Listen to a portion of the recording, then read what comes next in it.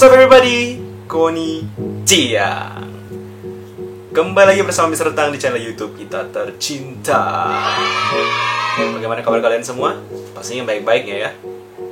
Seperti yang Mr. Tang janjikan di video sebelumnya, kali ini Mr. Tang akan membahas tentang beasiswa yang paling bergengsi di APU.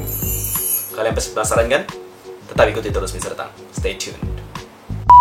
Nama beasiswanya adalah Ando Momofuku Honor Prize.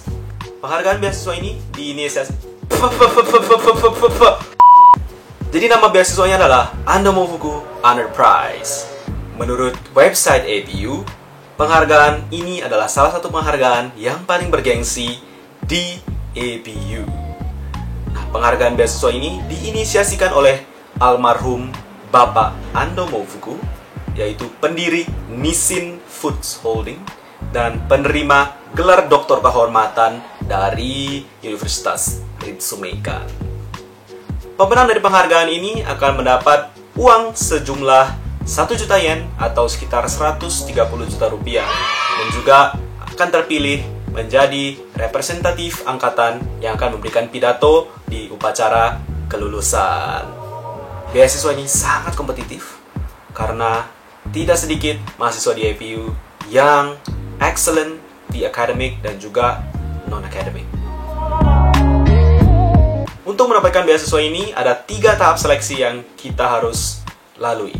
Yang pertama adalah seleksi dokumen, yang kedua adalah presentasi, yang ketiga adalah tanya jawab. Jadi dari banyak orang yang mendaftar di tahap pertama, yang lulus hanya 4 orang. Nah, 4 orang akan lanjut ke tahap kedua dan otomatis lanjut ke tahap ketiga. Jadi di tahap seleksi dokumen, kita harus menyelesaikan sebuah survei yang di dalamnya terdapat banyak pertanyaan. Ada 4 pertanyaan utama. Yang pertama menanyakan tentang akademik. Yang kedua menanyakan tentang non-akademik. Yang ketiga menanyakan tentang rencana masa depan. Yang keempat, kita disuruh mencari tahu tentang kehidupan Dr. Ando Momofuku dan mengambil 3 poin pelajaran yang bisa diambil dari kehidupan beliau. Di nomor 4 juga, kita disuruh untuk merencanakan sebuah proyek yang bisa dilaksanakan oleh perusahaan Nissin. Nah, setelah lolos tahap pertama, kita lanjut ke tahap kedua ya. Di tahap kedua, peserta disuruh untuk membuat video presentasi tentang akademik, non-akademik, dan juga rencana masa depan. Dan bagaimana caranya menghubungkan mereka semua. Kalian bisa saksikan videonya sekarang.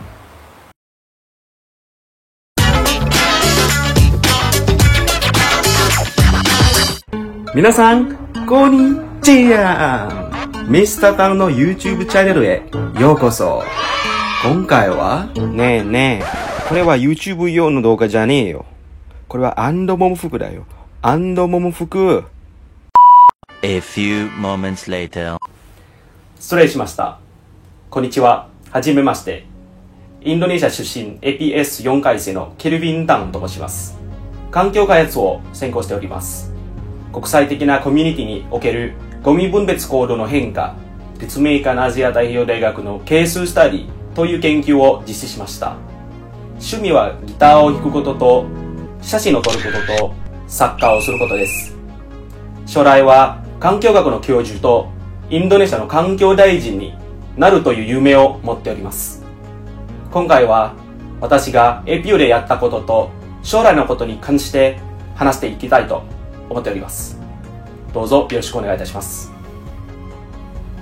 お楽しみください。私は環境学の教授を目指しております。現在、極端な経済活動により環境の状況が徐々に悪くなってきています。特に発展途上国では過大なプラスチック利用やゴミの不法投棄は大きな課題であります。これは国民の環境意識が不足している結果だと考えております。この状況が続くと持続可能な社会が実現できないでしょう。南アフリカ元大統領ネルソン・マンデレス氏は、教育は世界を変えるために使える最強の武器であると述べていました。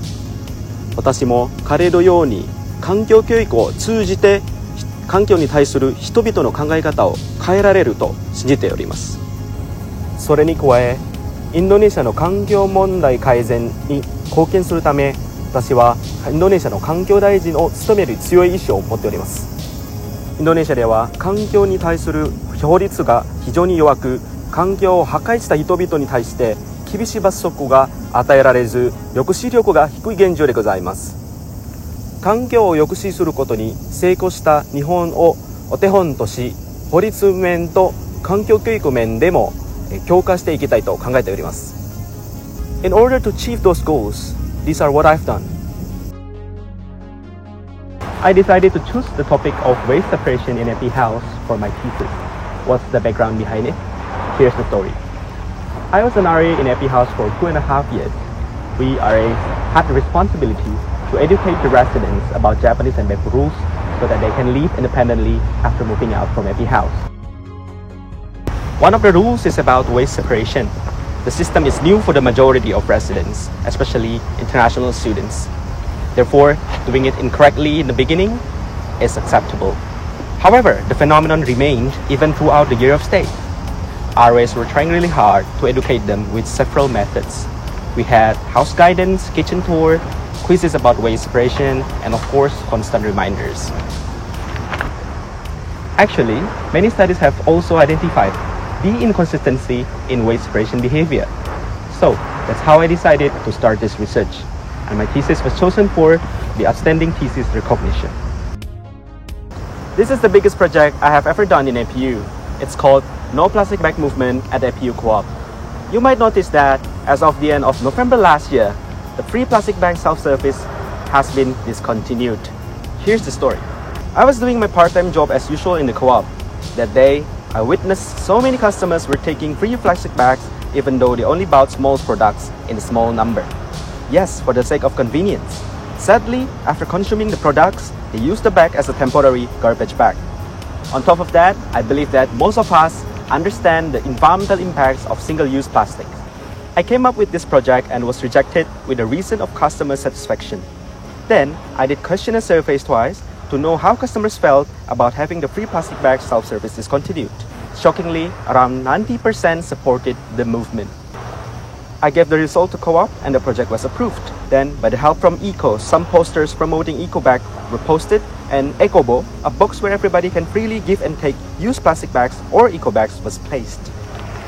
Finally, Co-op started charging fee for plastic bags as of the end of November 2019.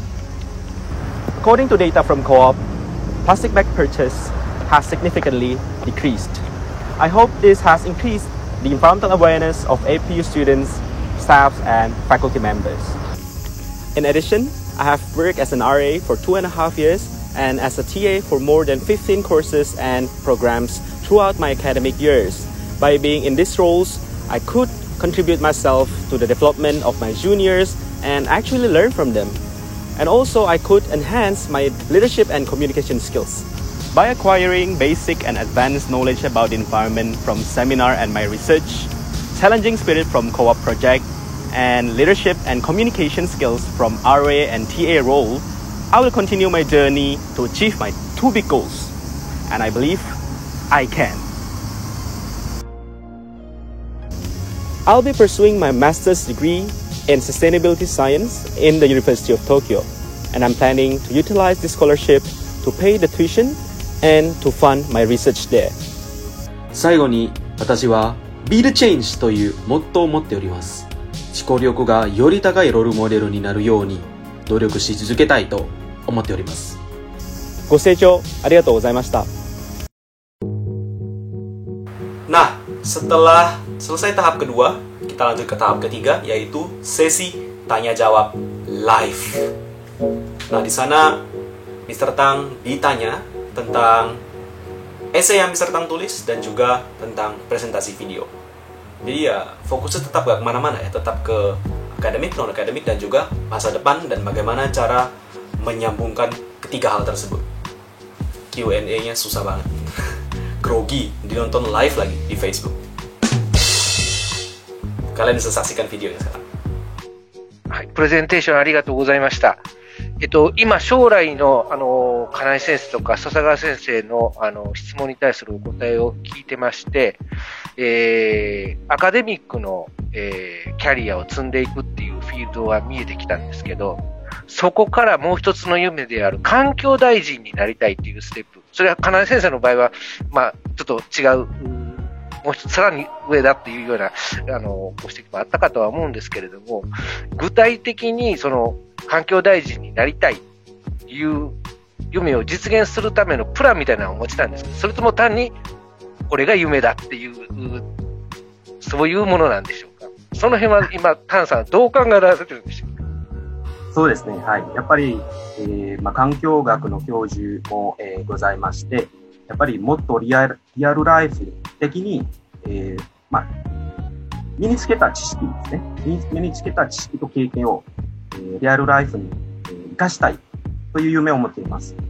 環境大臣もですね、なぜなりたいか。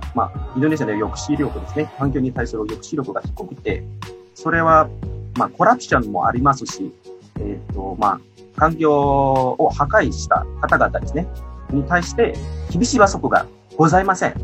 お金で払うとも、そういう罰則がもうなくなりまして、すごく悲しい現状でございます。だからまた悲しみに、また悔しみに戻って、私もそれを変えます。綺麗な政府ですね、綺麗な政治を、作りたいという、夢を持っています。ステップとしては、環境学の教授から学んだ、知識ですね、経験と、または、機会があれば UNEP、国連環境計画国協会、で働いて、実際に他の国と、の現状ですね、実際に見てどうやって改善できるか、そういう経験からですね、次のステップ、環境大臣、インドネシアの環境大臣になって、インドネシアの環境問題ですね、改善したいなというふうに思っています。Okay, so thank you so much. I like your video very much, and that's why you are YouTubers. So maybe I'll ask you for collaboration in the future. Thank you so much. So my second question is about, I wish you can be the Prime Minister of Environment in the future, but maybe we don't have time to wait 10 years, so because it's kind of urgent. So, and as the Kanai sensei pointed out, this kind of issue is kind of there's important perspective from economies, and you know that the Kyoto Agreement and some countries, including United States and China, they try to quit. So I want to hear some opinion from the perspective of economy. So what we should do now to kind of alleviate the environmental issue. So do you have any ideas?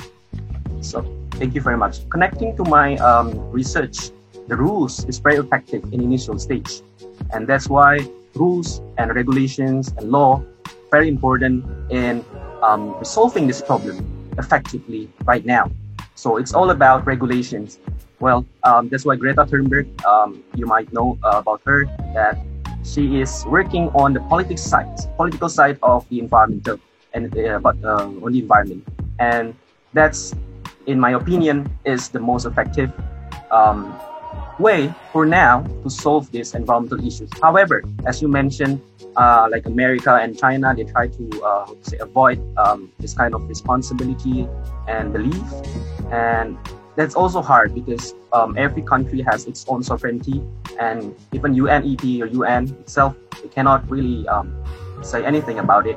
However, that's why with the with the support from the environmental knowledge, again, going back to the knowledge, I believe knowledge can be the key, the leverage point on how we perceive the environment. Jadi begitulah perjalanan Mr. Tang di penghargaan beasiswa Ando Mofuku ini. Panjang dan melelahkan, tapi hasilnya sangat memuaskan. Sebagai pemenang, nanti Mr. Tang akan memberikan pidato di upacara kelulusan tanggal 18 nanti ya, 18 September nanti. Dan juga bulan Februari atau Maret tahun 2021, Mr. Tang akan visit ke perusahaan Nissin di Yokohama kalau tidak salah ya. Jika kalian suka dengan video Mr. Tang, silakan klik tombol like dan juga subscribe-nya. Sampai jumpa lagi di video selanjutnya. Tetap sehat selalu. Cana.